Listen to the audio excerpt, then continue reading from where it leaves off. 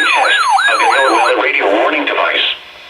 During potentially dangerous weather situations, specially built receivers are automatically activated to warn of the impending hazard. Tests of these receivers normally are conducted by the National Weather Service every Wednesday around noon. When there is a threat of or existing severe weather in the area on Wednesday, the test is postponed until the next good weather day.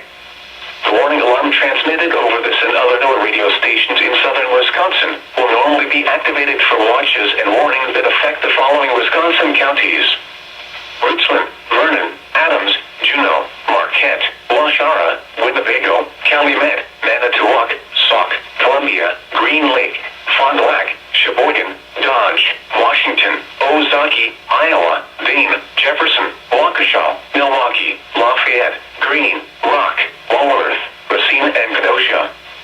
And the following Illinois counties: Stevenson, Boone, Winnebago, McHenry, and Lake. And all adjacent coastal waters of Lake Michigan.